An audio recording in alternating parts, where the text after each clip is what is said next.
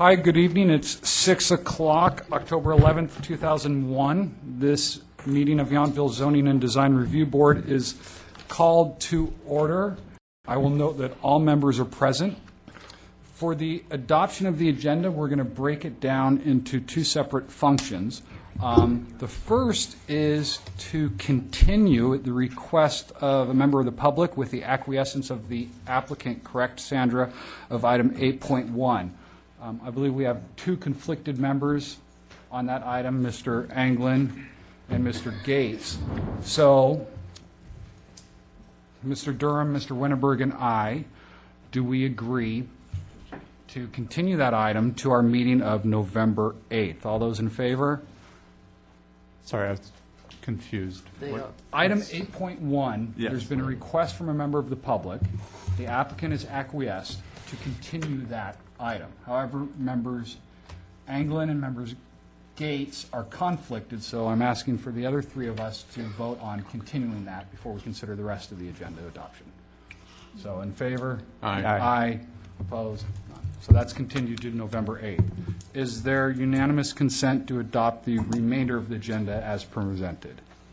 Yes. So no objection. We'll move right along to the approval of the minutes. Does anyone have a correction to the minutes of September 13th?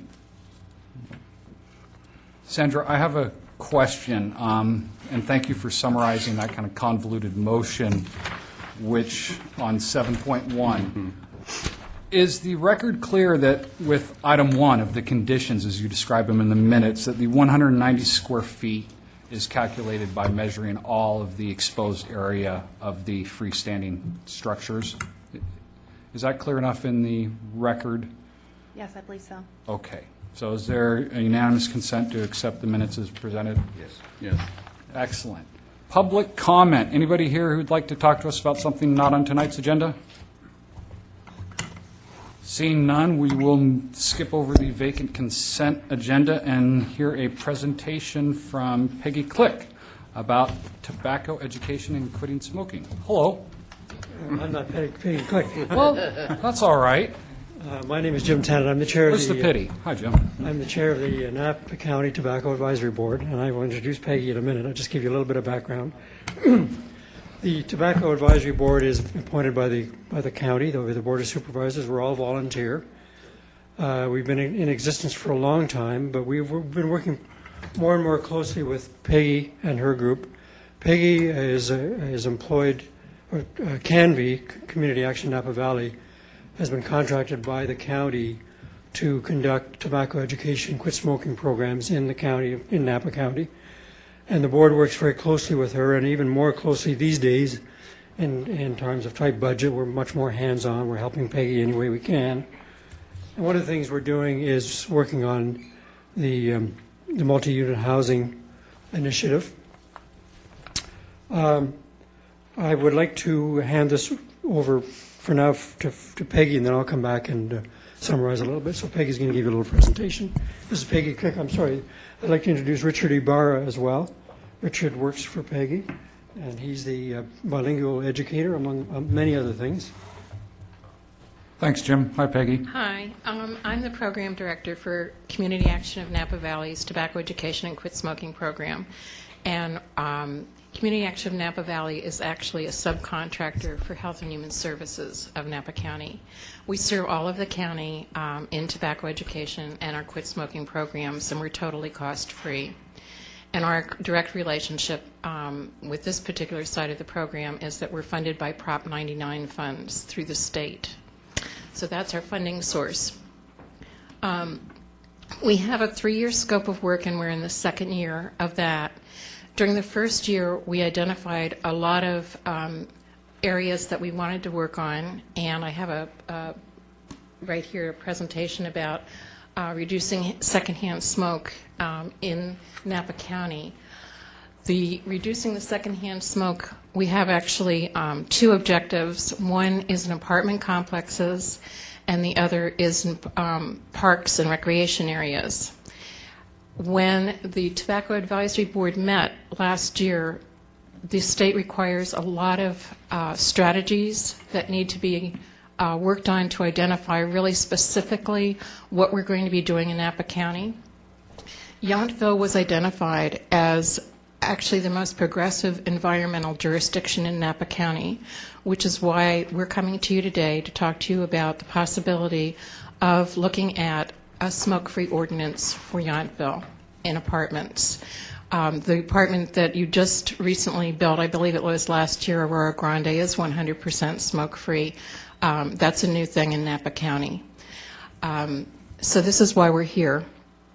I want to talk a little bit about why secondhand smoke is important to people in all of Napa County, but specifically in Yountville. Some of the things that we do in our program is obviously we educate the community about secondhand smoke. We build and increase our support for smoke-free housing and smoke-free parks and recreation areas. And we try to maintain a strong presence in the community. In the last few years, we have done a lot with the Environmental Education Council of Napa, and we are now a member. It used to be that tobacco was sort of a separate issue all by itself with toxic litter, with environmental issues, secondhand smoke, and now third-hand smoke. We're no longer as separate as we used to be and shouldn't be. Secondhand smoke is the smoke that is inhaled from a lit cigarette. It's exhaled from the smoker but inhaled by the non-smoker. We can go fast with this. It is as toxic to inhale it as it is to smoke it. It actually can be more toxic because at least the cigarette smoker has a filter, which the non-smoker does not have when they're breathing the air. For children, it's an amazing danger. It can cause tremendous amount of asthma. About 45% of the asthma in Napa County for children is caused by secondhand smoke. Not just parents, but the availability of secondhand smoke and where the children are. You probably know that there's been a lot of work on playgrounds and tot lots to prevent smoking there. That's the reason for that. Just recently, there was also, last year, a law for that adults cannot smoke in a car with minors. That's the exact same reason, because of the danger that it's causing for children. But children aren't the only ones that are exposed to it. All adults are, and also seniors are at incredible risk with secondhand smoke. The problem in apartment buildings is that there is no safe way to contain it. There's no HEPA filter that will actually filter secondhand smoke. There's no ventilation that will stop secondhand smoke. So it can drift. It can actually drift through closets. It can drift through ventilation. If somebody's smoking upstairs in a patio and you're downstairs and you're not smoking, that's the exposure you have to secondhand smoke. In 2006, the Surgeon General decided then that there was clear evidence, and the California Air Resources Board, that there is absolutely no safe exposure to secondhand smoke. None. You breathe in the same carcinogens with secondhand smoke as a smoker.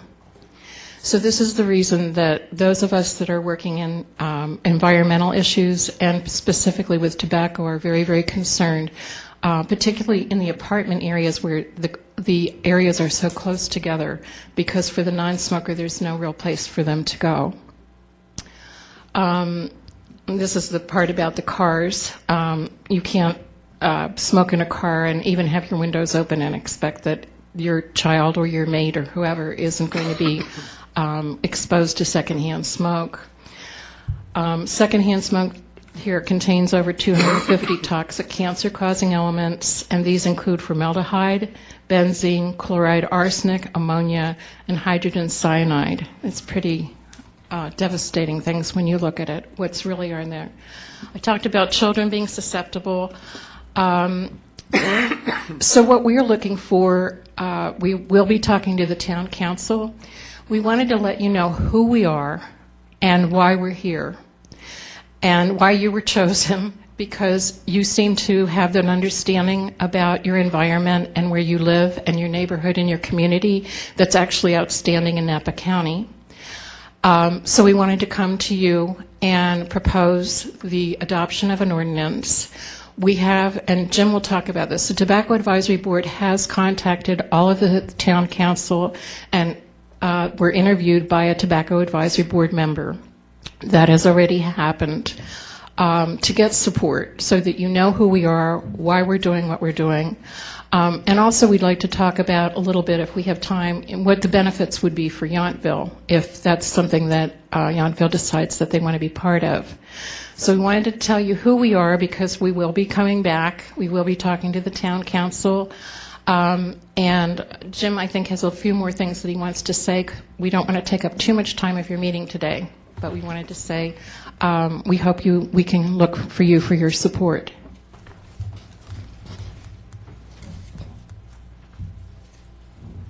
Yeah, thank you, Peggy. I just wanted to ask for your support. Why would the Planning Commission, you're not called the Planning Commission, are you? Mm-hmm. But why would you support this kind of thing?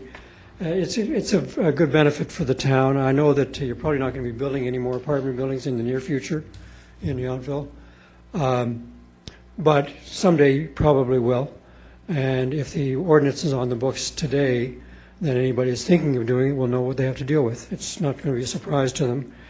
The other thing, though, is that you'll get some publicity, some favorable publicity. It'll be carried in local newspapers. The state will give an award to the town for positive legislation in anti-smoking, any kind of anti-smoking campaign. California Air Resources Board gave an award to the city of Napa for adopting a smoke-free parks ordinance, and that got covered in the newspaper and actually on television, I believe. And the other thing is that kind of a quirk in the way that counties or across the state are rated. If a county has completely 100% smoke-free apartment buildings, but no law against it, it doesn't matter. The laws are what they look at, not the compliance. So that the Napa County wasn't rated all that high as a smoke-free county recently, and we'd like to see us get rated a little higher. So the number of laws that they can find about smoke-free parks and apartment buildings and so on is what they look at. So if does anybody have any questions? I wanted to ask you, what are the steps that you have to go through to have an ordinance written and adopted?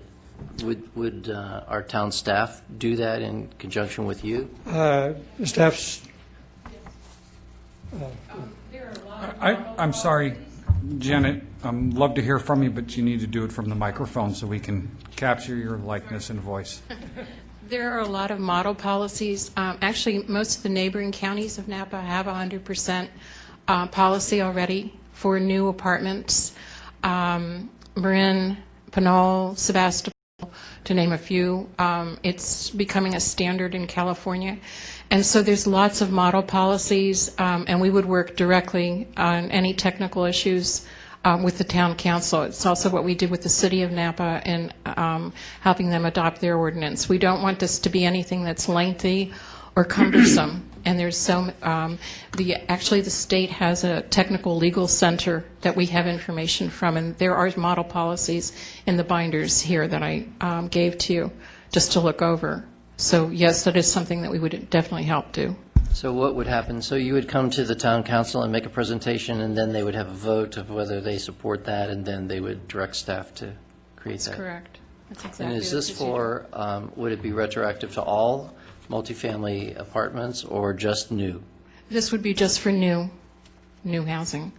That's what we're requesting. Certainly the town council could do whatever they felt was necessary, but we're requesting for new development. Thank you.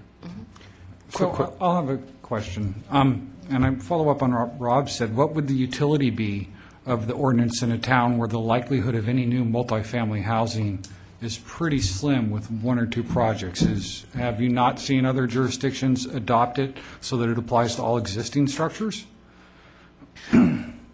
Yes, both.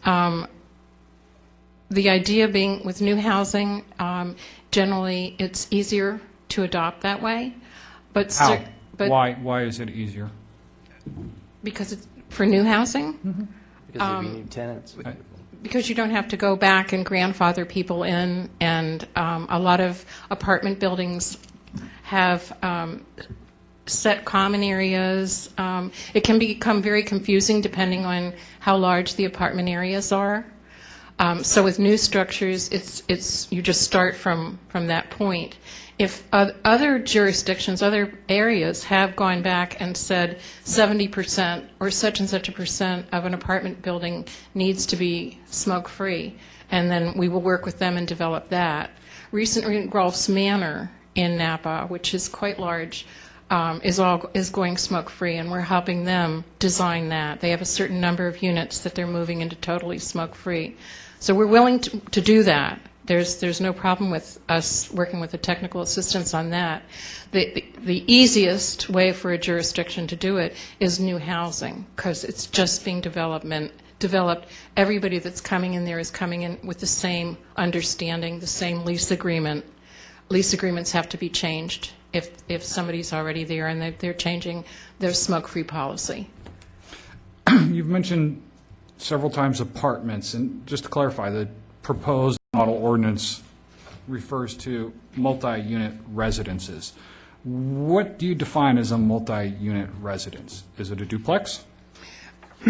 That can be defined actually by the jurisdiction themselves, depending on what they want to do. It could be duplexes, it could be condominiums. Generally, it's apartment buildings because of the close proximity of apartments. In Yountville, we don't have too many apartments, but we have lots of other forms of multi-unit housing. So what about a piece of property that has 2 dwelling units on it, and one is owner-occupied? Do you carve out an exception for that?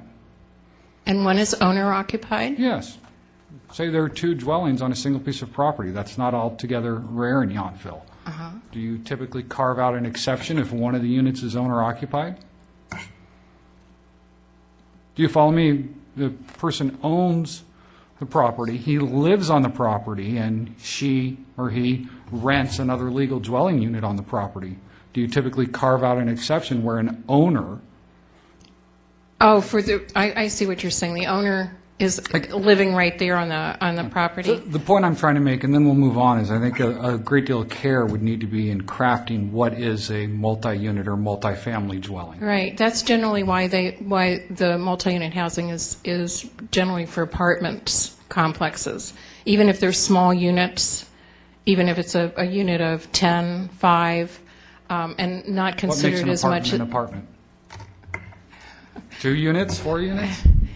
That would be something that your town council would really need to look at. That would be something we'd be more than happy to work with Yountville on. You're raising some very important questions, and they're things that are important to look over before just adopting an ordinance of what your profile is. Okay. Thanks for your answers. Thank you. Anybody else want to take a crack? Thanks very much for the presentation. Sandra, no action for us? Correct.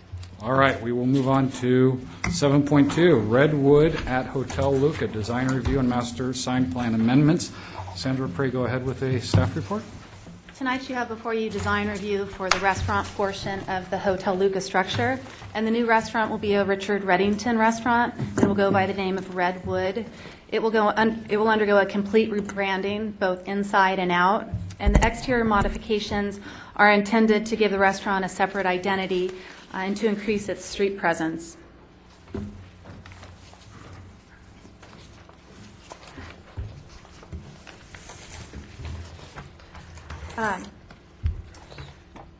The modifications include the removal of the wainscot on the restaurant portion of the building and the application of a new textured plaster finish in a warm concrete color. And the east elevation will undergo the greatest number of modifications, and it's shown here on this drawing with the existing structure above and the proposed modifications below. Each of the small square windows above the main windows will be removed. The 3 windows on the north end will be combined and the opening enlarged. And they will feature operable transoms above and wood paneling below to match the proposed wood windows.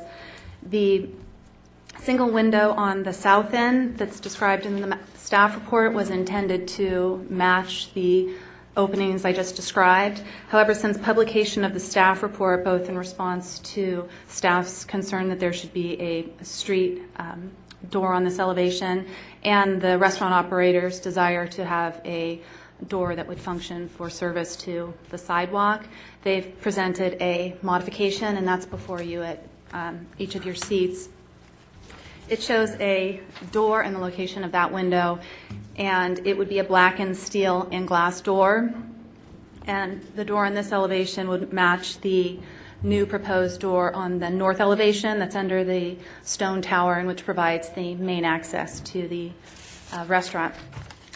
These are the proposed changes on the south elevation, and they're the fewest changes. They represent simply the removal of the wainscot and the new plaster finish. The applicant is also proposing new lighting in groups of 3 to be directed downward and to wash the new textured plaster finish. And here's an example of that light. Also proposed is street furniture, similar to what's shown here, the Adirondack chairs in a natural wood finish. And new umbrellas are also proposed, and this would be for casual outdoor seating on the sidewalk where guests could wait for a table or where they could enjoy a beverage. Sidewalk improvements are also proposed in the area of the vehicle drop-off zone, and a curb will be installed in this area, and the sidewalk will be raised and leveled. And the goal is twofold: to provide a level surface for chairs and dining on the sidewalk, but also to maintain the vehicle drop-off area while preventing drivers from mounting the curb when they are driving to the parking lot. The proposed modifications are consistent with the design standards for the Old Town Commercial Zoning District. They serve to open up the facade. They integrate a pedestrian-oriented theme for Washington Street.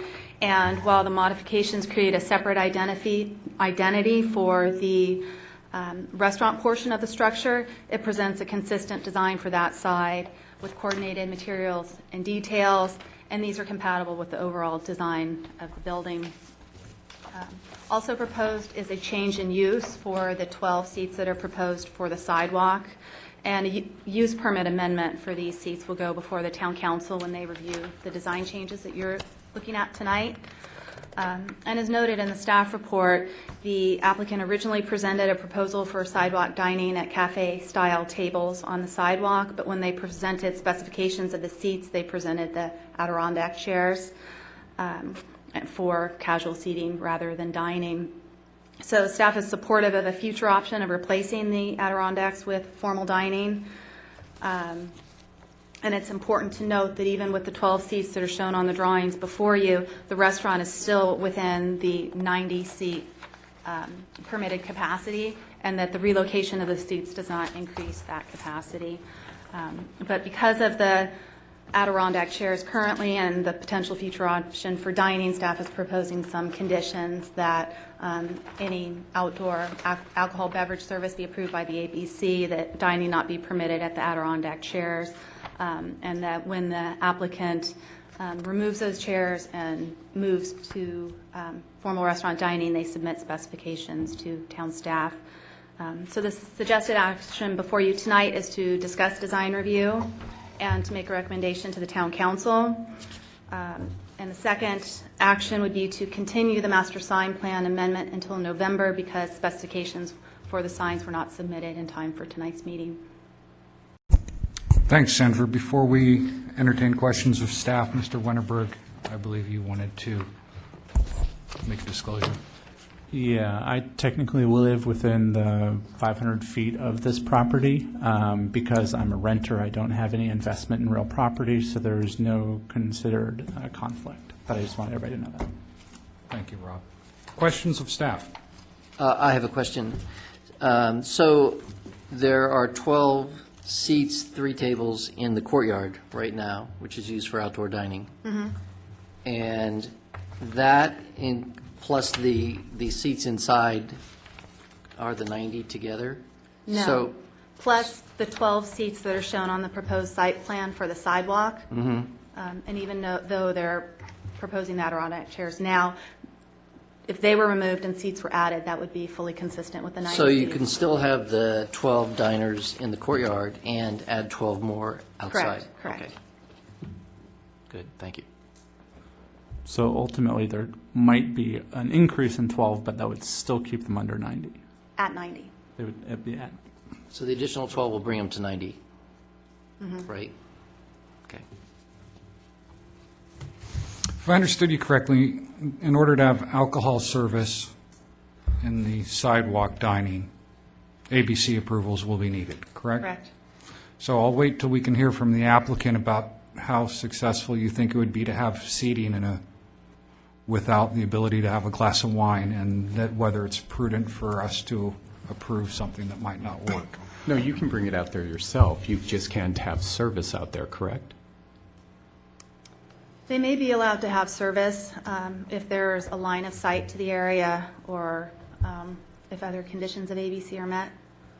I don't know those specifically. That will be for the applicant to work out before they could But serve Jeff- or allow. But Jeff's distinction was it's different if I walk out on my own. Is that always permitted? Correct. That's what Gerard and the other one, It's sorry, permitted is because doing. the area is within a Summerston, line of thank you. sight, and they're deemed to have control over that area. Other ways to achieve that or to put a fence around it. ABC has different rules for that. Just because you're bringing it out yourself doesn't mean you can do it. It's because it meets the standard of being under control of the restaurant facility. Because one of the things you said in your staff report was that people could wait for a table out there, or they could just come and have a drink. And so that would mean they'd go inside and buy the drink and then bring it outside. Is that kind of what, well, you guys can Very tell us. likely. We have to Yes. ABC, but that's possibly Yeah, okay. because maybe I'll The just other go and have a hand, glass of the, wine and not have pizza. Wine cellar that has no visual control over that area, and it's demarcated with a rail. Okay. That would be an option. Any other questions of staff? None? Applicant, hello. Hi, how are you? Great, you? Great, it's good to be here. Thanks. The, some of the seating that we've proposed, the changes, there was some seating previous inside the restaurant at the pizza bar, but we've changed that. We're going to close the kitchen in. And through, I live at that end of town as well, and I just feel like it was never really recognized as a restaurant for different reasons, and part of that was the exposure to pedestrians and people driving by, signage, cantonetta. I mean, who knows what a cantonetta is? And so through some discussions about, and to look into with the ABC, that there's a lot of hotel guests that arrive and have some Prosecco or some wine out in their courtyard in back. And then talking through with John Dunbar, and I was, can we get some seats out in front? And he was positive about that, and he thought it would bring as well, my feeling as well, where it shows that it's a restaurant, and similar to those, the Gerard, and that there's some activity, and it looks like people are enjoying themselves. And there's just the sight line to the McGrath's garage, I thought was like, I don't know, if I want to sit and have a glass of wine out here, but through maybe some, to work it out, to have 3 or 4 tables outside. So that was, and going to the Adirondack chairs was, as the operator saying, okay, how do we get the food out there? How do we get it? Do we walk through the entryway? That's going to create some traffic problems. So that was for the addition of the side, the front door, I guess, as it would be. Right. Questions of the applicant, or do you or your team have anything else you'd like to share? You guys? When I started looking at the project, I felt that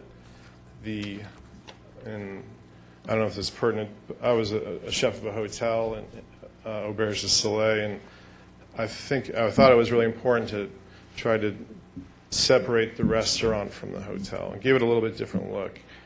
And just, doing that through colors or the window changes and changing the interior. And the restaurant is, and the interior, it's my belief to do a restaurant similar to Red, that I think it's a good interpretation of a restaurant in Napa Valley, not of one in Italy or France. So it's a pizzeria, but it's drawing its inspiration from Italy, but not with all the the fake Italian stuff everywhere. So, and to go with the color pattern, just to, to make it a little more of a statement for this facade.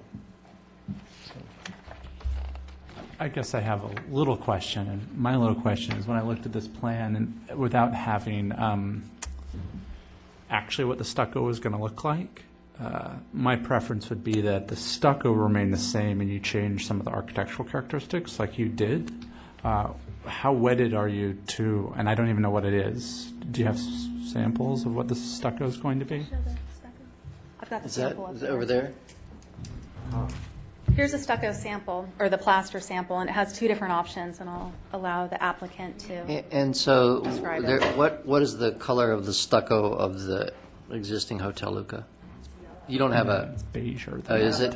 This is really, this sample we had, one of our subcontractors, got really for texture and finish. It's close, but we do have a color that is more in keeping with the rendering we have. So it's basically going into like a warmer gray, which gray and yellow actually work good, well together if you're getting dressed in the morning. So there's only so many options you can put with yellow. Red's not going to pull it off. We're not McDonald's. So the goal is to make it warm and simple, but still have it hold hands with the hotel. Oh, dog dirt. Really? Really. So this thing back in there. So that was the hope, that they would, again, still feel connected, but there would be some shift so that the restaurant would maintain its own presence. And it's pretty. Pretty's good.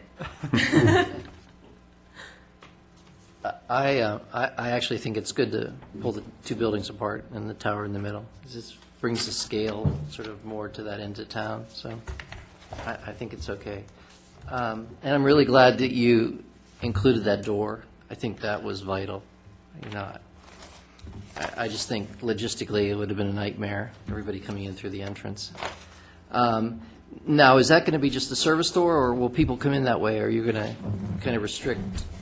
Well, it's we have a similar door at Red that is a service door, and I think Jeff's probably walked through there a few times, but it's Because you don't let them in the front door? It's my door. so it's you can still, you're not going to be arrested if you walk in through there. We still like the host stand will be at the existing entrance right now. So we feel that the guest would be better served greeted from one that main door that's there now. Right. Now, if like at Red, the bar is a little bit separate. Some of the guests come in and flag the bartender down for a drink or to grab a table. So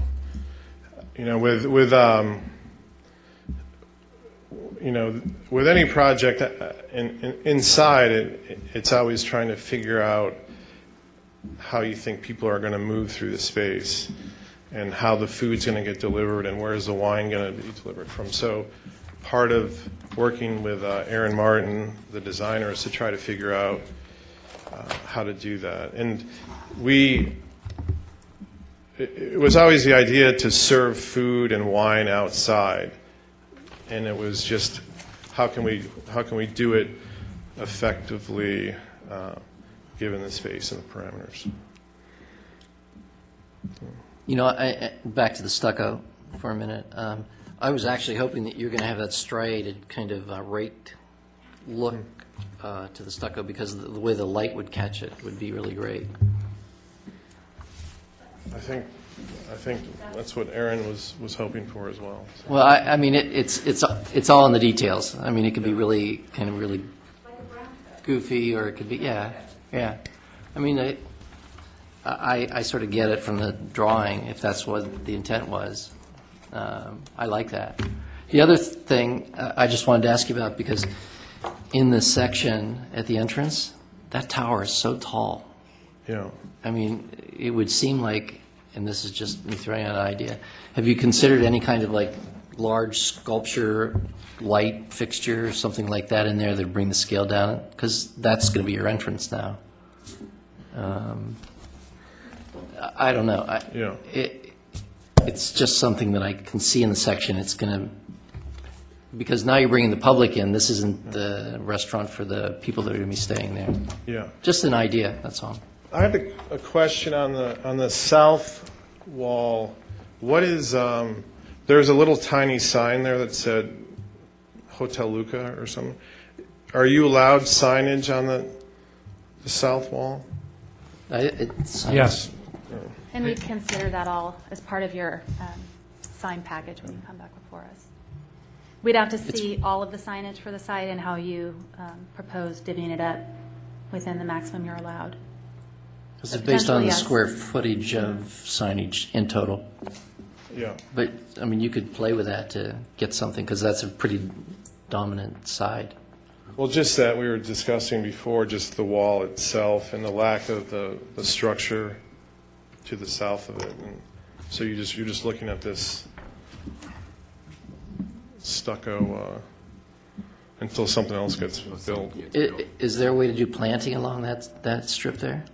I mean, think you that could there's really, a little- you could really soften that by just some planting that would make it less stark. There is existing planting there now. It's low scale, though, right? Scale, yes. If you brought some taller cypress type things in there or something. Sorry, I said that out loud. Sorry. Anyway, yeah. Any further questions of the applicant? Thanks very much. So I propose we get the easy, quick out of the way and agree unanimously to move the master plan assignment review to our November 8th meeting. Any objection? Second. Okay. So for the design review, we're making recommendations to council. Who'd like to begin? Bueller?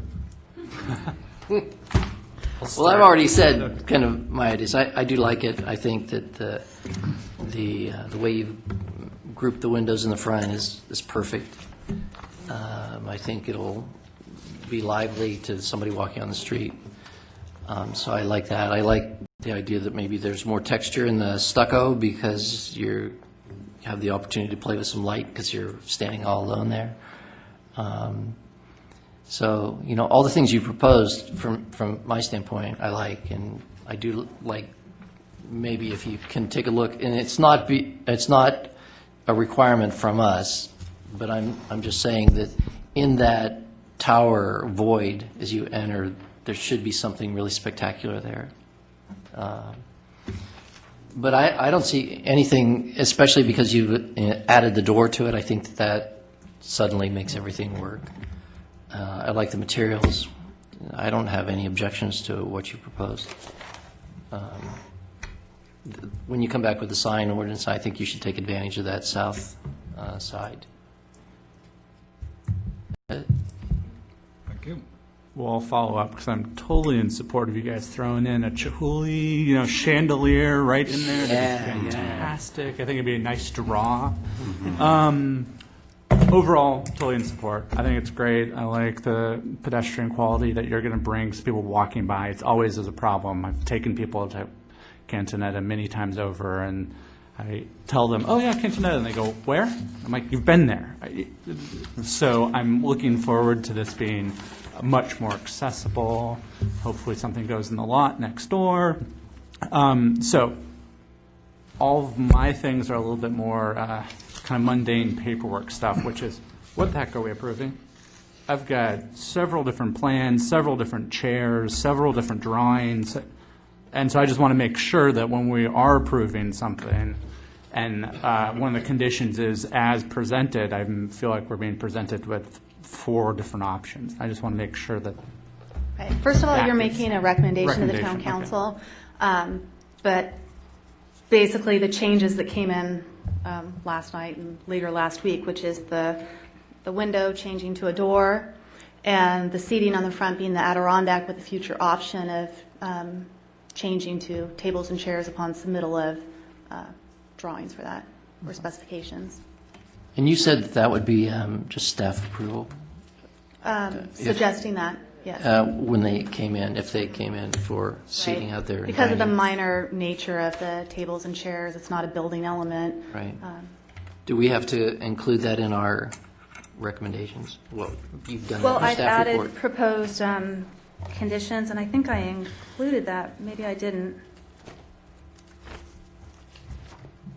Yeah, you could comment on it. I'll make sure it's a condition of the council. Okay. Mr. Wennerberg, pray continue.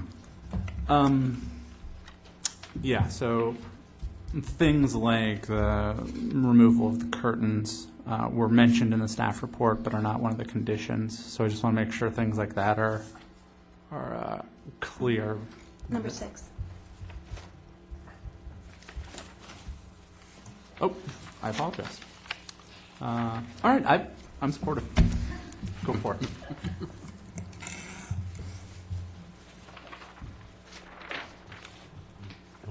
I'm completely fine. I'm. It's near my house. I'm happy. Mr. Anglin, did you wish a chance to speak again? No, I'm done. I have nothing to add. I encourage the council to approve it. Best wishes. Me too. We will move on to staff and board reports. You're good. Sandra, Bob, anything to tell us? Well, they're doing the work on the V Marketplace entry, and the pilasters are being constructed, so that should be done shortly. Did you And if you have anything to add. Rob, I haven't seen you over there supervising over supervising? the new entrance to the V Marketplace. Thank you, Richard. Thank Certainly. you. Good luck.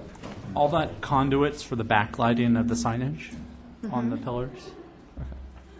Well, it should be within the pilaster, Yeah, not yeah. exposed. Well, it's just exposed now because there's no sign on the front of it. I was just, It's a tube backlighting for each of the 2 signs on either side. looks good. I'm glad it's going. Fine.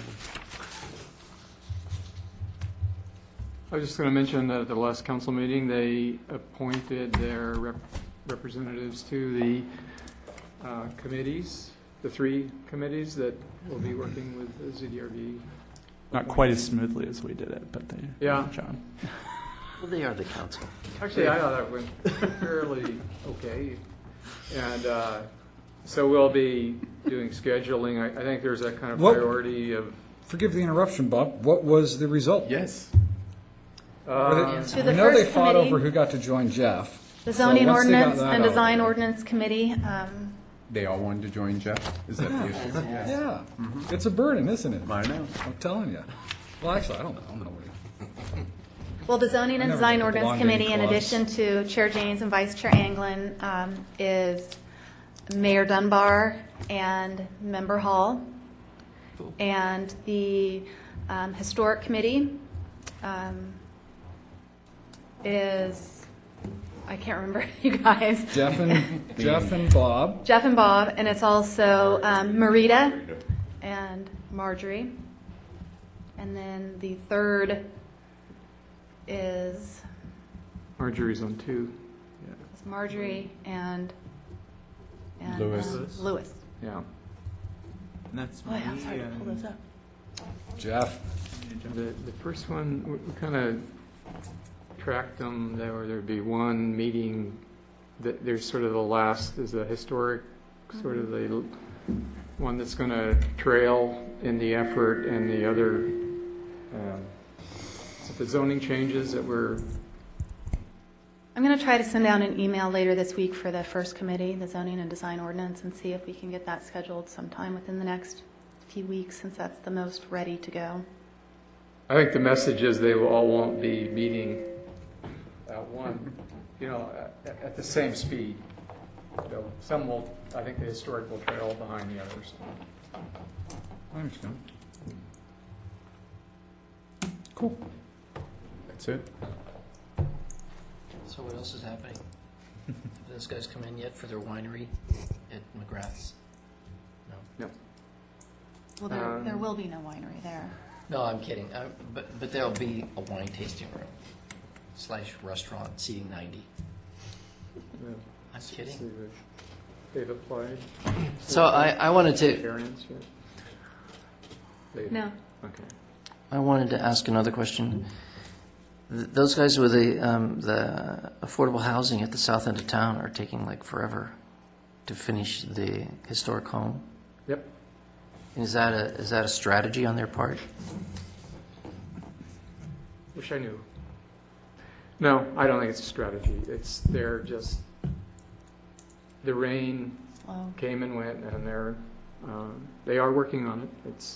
There's people out there that are applying their exertions to For an hour. get something to happen. And I'm going to have a little report.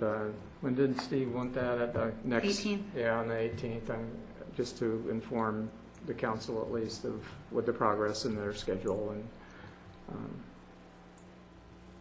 it's happening. Because they can't actually lease those units out until they're done with They that part. They're already occupied. No, There's they already can't. people in there.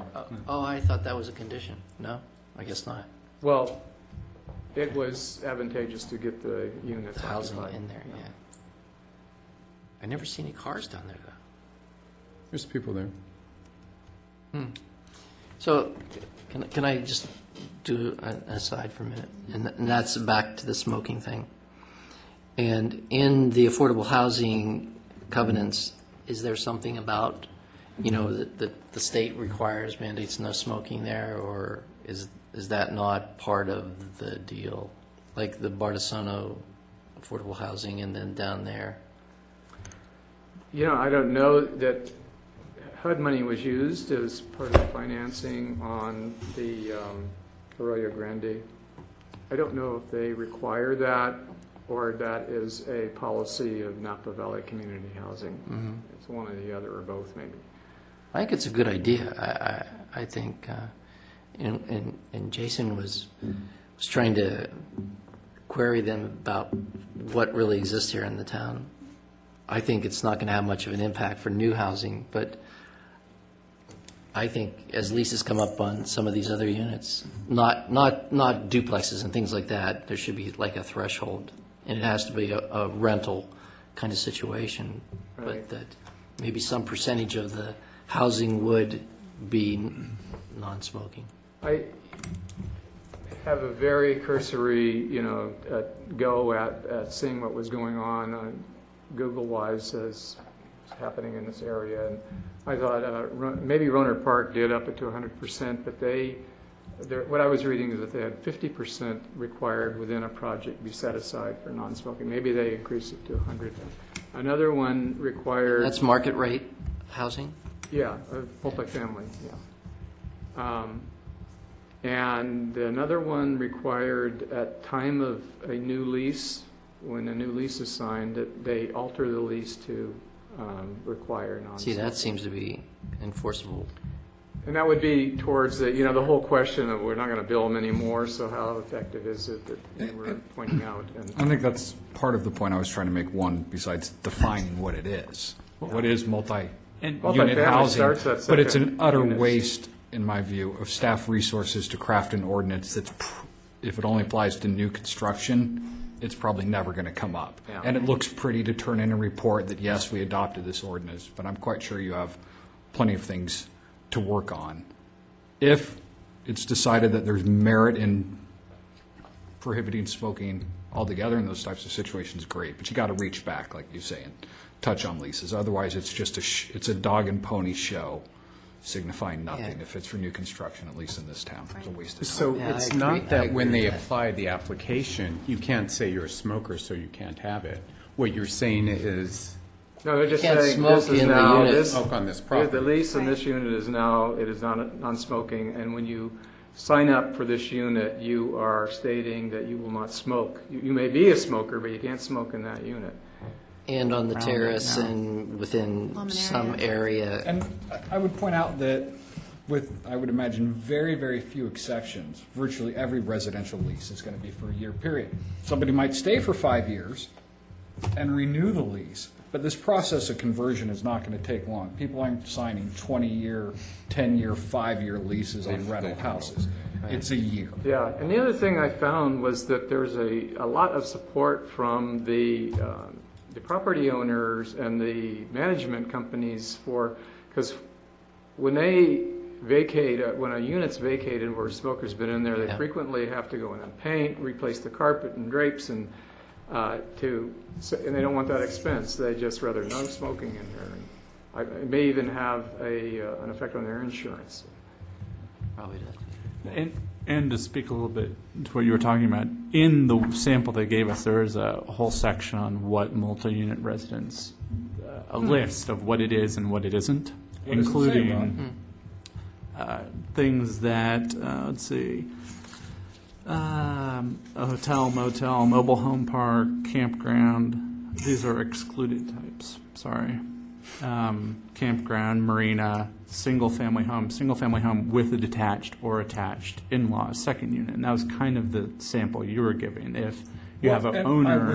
that was one of them, but also even, we have several pieces of property with two, Yeah, and really two houses, not even a permitted second unit, right? There's half a dozen Yeah, of them. we have we have situations with two single-family dwellings on one parcel. As well as I'm thinking of a duplex or even a triplex where owner Defined occupied. as multifamily, as our second units. And there's a very clear two-year example of someone, the property owner. Right, and I'm going inhabiting to the stop house. you there because we don't require a use permit for second units and say Old Town Historic because it's considered single-family development, not multi-unit for the purpose of a use permit. Yeah, but they're exempt by the state, the second units. Well, they're exempt if, They're exempt from a discretionary permit. It could be a right, use provided it's otherwise zoned for housing, right? So is it, but we've, right, there's a reason there aren't second units in the ag preserve because it's not a residential zoning district. Where a dwelling is allowed, they can have a second unit. No, that's not, I'm going to disagree. There are no second units allowed in the ag preserve, even though dwellings are allowed. Well, if you have Because the ag- 160 Have 2 acres, units, and 2 dwellings on a property. This just went through the Board of Supervisors about a year ago. The ag preserve is not a residential zoning district. It's an agricultural zoning district where residences are allowed, if you will, conditionally. You can't have a second unit in the ag preserve. well, I know, I in would AW disagree. you can, but AW is not the ag preserve, it's AW, it's not AP. agricultural.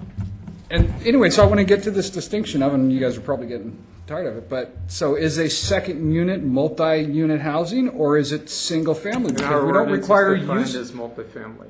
It's in our ordinance. Okay, but we don't consider it as multifamily for the purposes of requiring a use permit. We can't require a use permit as provided they comply with our provisions for second units. So we do just address them separately, because a duplex is not a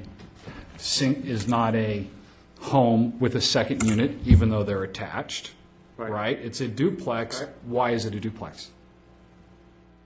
You mean 2 units that What- are, Why is a duplex and not a It's not home with? restricted to the same size standards and the different standards in the Yeah, they're second totally dwelling different ordinance. That's circular reasoning. A duplex is a duplex because it has different standards, and a home and a second unit is a home and a second unit because it has different, what's the distinction between the two?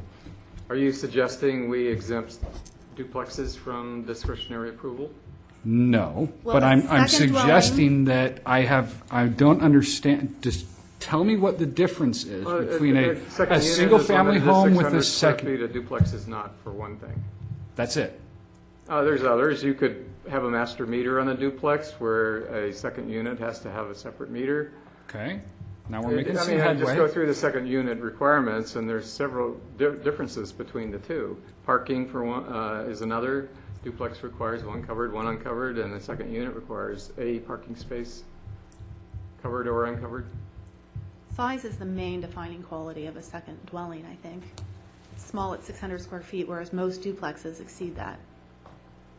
Most do. And I'm kind of circling So- back to one of the items we've talked about on updating the zoning ordinance, is actually defining a duplex a little better, because we don't, for example, say that in a duplex, one unit could be 2,000 square feet and the other could be 500. There's nothing that prohibits that, No? right? And so again, I'm sort of circling back to, I think these things need to be a little better defined. And the pertinence on the smoking issue, and I thank you all for your patience, is that I think you, or at least forbearance, I think it should start at, say, triplex or above. If a, right, any two-unit piece of property, not counting townhouses or condominiums, which I think will be addressed elsewhere if this ordinance gets adopted, but any two dwelling unit piece of property, it shouldn't apply to that. See, I don't think they should have. Or say, provided it's owner occupied, but that's I think probably an enforcement nightmare. My son is in the family trust and therefore is an owner. So I think it'll be much easier to administrate. I, for one, would object strongly to someone saying, well, if you have any rental on your property, you can't. No, I don't think it should be that way. But I think the condominiums will be exempt because they are individually owned units. But not in this. This specifically states condos. I think that'd Condos be and hard to, townhomes. property ownership is different than a rental agreement. I mean, and the responsibilities are different, so, anyway, it's all distinctions. But I think triplex and above, even fourplex. And triplex actually kicks it out of the second unit on your property. Right? And there are at least there have been, owner-occupied duplexes. Yeah, in but I town, think, yeah. right? Yeah, oh, yeah. And we encourage second units. At least, the ordinance does encourage second units, right? I think their point is the influence of what happens in one unit to the other unit. Right. That whether it's owner or not owner, it's one person's habit is affecting the health of an adjoining, attached, however the smoke gets there, other unit on the same property. So then make the argument for me that two people who share a fence in their backyard. How, Most people don't go and smoke at the fence line. I think it's shared walls that this group is trying to get at. But I haven't seen a draft ordinance. I don't know what those exemptions are. pretty slippery What- slope. Now suddenly, You are forcing them to the fence I in the can't, multi-units. you can't be in your backyard because you share yard space with another. Well, they do include terraces, outdoor decks, adjacent to a house in the non-smoking part of it. But I think, in the backyard, you're away from your house. I'm talking about the neighbor. How is the fellow sitting in his backyard next to one any different than people who happen to be in the same complex? Distance, Is it? I think. What I think the dissipation of the smoke over distance. if that distance is 5 feet, 10 feet? But not enclosed. Yeah, it's not enclosed. I think it's a very slippery slope. And there are some municipalities that have done that you can complain and secondhand Well, smoke from adjacent Well, properties. I guess can it's, be- it's because they have banned smoking in parks and public spaces, so it's the same Some argument. towns have banned smoking, period. Welcome to Calabasas Yountville, here's your was one. rules. Yeah. It almost seems like it's a solution looking for a problem. I don't hear a Well whole lot put. of complaining about this situation, and Well put. it would be easy to put together something for going forward with new units, but it'd be a nightmare trying to go backwards, and let the property owners make these decisions about their property. I don't see where it's our business. I really don't. They can decide not to lease to smokers, correct? That's not illegal. If they want smokers and they want to replace the carpeting and the drapes and the paint, go for it. Otherwise, just write it into the lease. Problem solved. Well, at a certain point here, it becomes the political nature of it, too. I mean, that's why they're in front of us. They realize that doing the minimum won't impact us very much. But the minimum shows that the county has X number of municipalities within it that are adhering to a certain code that they then can go get state funding and clap Even if for. it's meaningless. Even if it's meaningless. He even said that. It doesn't matter if you're enforcing it or not. It just matters that you have it on the books. So to Bob Gates's point, renters have a choice then too. I would say how about unless it's somehow subsidized or rent-controlled housing? We carve that exception out. Right? Those people have a higher percentage of smokers than other people. You know my point? Private property owner, Right. rent to whom you want, But if it's public assistance housing? in any fashion, whether it's because it's inclusionary or whatnot, that, maybe that's the foot in the door. To say then this is a, As long as the town doesn't have to enforce it. So is the town council listening to this tape? I'm sure anyone watching this has turned it off in disgust. There is Monday Night Football, you know. It's Tuesday. That's right. They're still here. They're still here. Good point. Good point. Enjoy this stuff. Is anything happening with Washington Square? We're just going to wait till after the winter again. Most likely so. All right. But the, Although Kelly's is looking nearing good. completion. Yeah. And so, real quick then, excuse me if I'm interrupting. What's the next status with Gordon's? Because every time I go by there, there's a ton of activity, and the parking lot's all out. So what are we looking at in Getting time? closer. They're talking about November. Oh, November, next month? Opening date, yes. 2 weeks. All right, that's great. That'd be wonderful. There's a lot of activity there, so that's good. I went by Bob's sort of parameter, which was if they start working on the parking lot, they're going to open soon. Which they did. And they so did. That's a good, It's good exactly. news. That's a good, very good. Thank you.